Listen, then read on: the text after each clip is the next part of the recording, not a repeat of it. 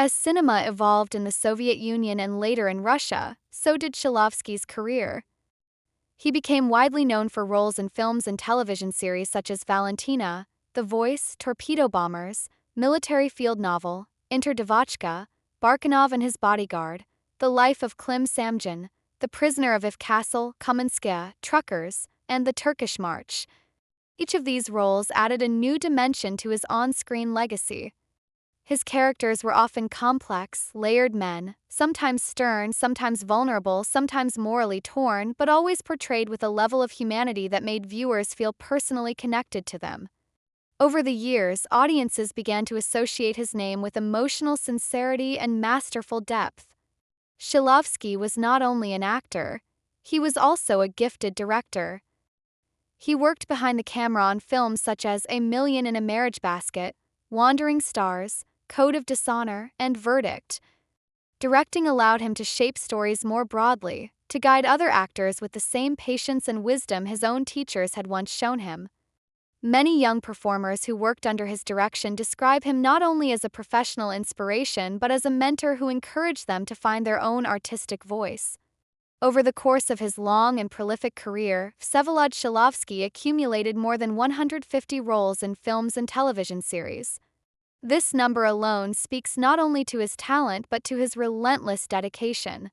He belonged to a generation for whom acting was not simply a profession but a calling that required total devotion. Even in interviews, when he occasionally allowed himself to be sentimental, he admitted that he could never imagine a life without creative work. For him, art was the place where he felt most alive. Despite his significant achievements, Shilovsky was not exempt from danger. He once described himself as a man born in a shirt, a Russian expression meaning extraordinarily lucky to have survived difficult situations. Indeed, throughout his life, he had several close encounters with death. The first occurred during the Great Patriotic War. As a young boy evacuating with his mother, he traveled by barge toward Kazan. The evacuation process was chaotic, as frightened families crowded onto ships without knowing what awaited them. At one point, the young Shilovsky, curious and unaware of the danger, approached an open hatch and fell directly into it. In those dark moments, his life hung by a thread. Miraculously, a sailor happened to be in the hold and managed to catch him before he hit the bottom. This event became one of the first stories he shared in adulthood about how fragile life can be and how fate sometimes intervenes without explanation. His second near-death experience came decades later in the 1990s, a turbulent time in Russia marked by rising crime rates and political instability. Shilovsky was traveling in his car when suddenly he was stopped and detained with unnecessary force. Authorities had mistaken his vehicle for the car of wanted criminals. The situation could have escalated into tragedy had the misunderstanding not been cleared up in time. Even years later, he spoke of that incident with a mix of disbelief and gratitude, acknowledging that survival was not always something one could control. These experiences shaped Shilovsky's worldview. They made him more reflective, more appreciative of the fleeting nature of life. They also deepened his connection to the roles he played. Perhaps this is why his characters often felt so emotionally grounded, because he himself understood both the fragility and resilience of the human spirit. Viewers could sense this depth, even if they could not always articulate it. It was something in his eyes, in the way he paused before delivering a line, in the way he carried the weight of a scene with just a subtle shift of expression. People's Artist of the Russian Federation, theater and film actor, director, mentor, and one of the last living bridges to the golden Soviet era of dramatic art, Vsevolod Nikolaevich Shilovsky, passed away at the age of 88. His death was reported on November 26 by the press service of his beloved studio theater, the same creative home that had watched him grow from a spirited young actor into a master whose presence dominated the stage with a quiet but undeniable force. Although his passing immediately sent shockwaves through the Russian artistic community, the circumstances surrounding the tragedy were not officially disclosed. The silence around the cause of death was not unusual. Shilovsky himself had long been a man who avoided unnecessary fuss, who disliked public conversations about illness, and who firmly believed that an actor's life should be discussed through his work, not his ailments.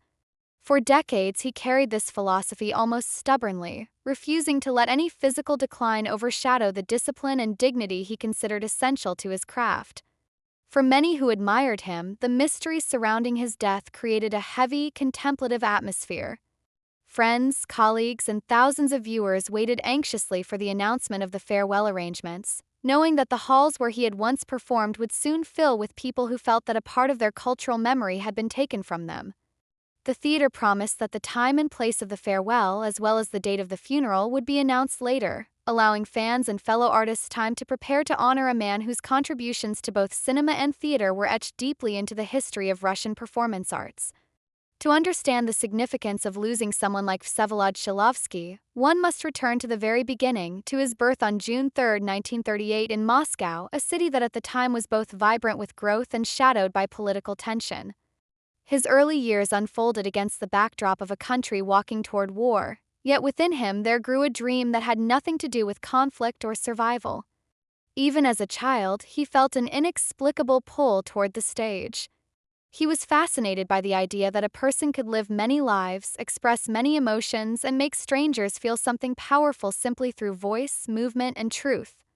That early enchantment with acting shaped his entire childhood, and he began attending classes at the House of Pioneers while still in school.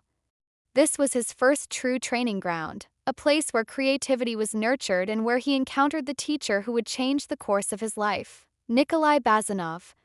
Bazanov, an experienced actor with an intuitive understanding of human emotion, recognized talent in Shilovsky long before anyone else. He taught the young boy how to work with material, how to understand the meaning behind every line, and how to dive into the emotional core of a character instead of merely reciting words. Many years later, Shilovsky would say in interviews that Bazanov did not simply teach him to act. He taught him to listen, to observe, to feel the subtle vibrations of human behavior. For an aspiring actor, these were priceless lessons, and they formed the sturdy foundation upon which he would build a career spanning more than 6 decades. In 1961, after years of disciplined study and unwavering determination, Vsevolod Shilovsky graduated from the Moscow Art Theater Studio School, the legendary institution that shaped some of the most influential figures in the history of Russian theater. He was immediately invited to join the main troupe, an honor reserved only for those whose presence demanded attention. For the next 26 years until 1987, the Moscow Art Theater became his creative home, his testing ground, and the place where he forged deep bonds with other actors, directors, and playwrights who were considered giants of their generation. People often say that theater actors leave a different kind of mark than film actors. In cinema, performances are eternal, frozen in time. In theater, moments disappear instantly, preserved only in memory. But with Shilovsky, even the fleeting moments endured. Those who saw him perform on stage spoke of a rare combination of quiet intensity and emotional precision. He did not need large gestures or exaggerated expressions to make himself visible. His strength came from his authenticity, from the way he transformed himself completely without ever seeming to try. Whether he played a troubled intellectual, a conflicted soldier, or a simple working man, he carried a presence that grounded every scene.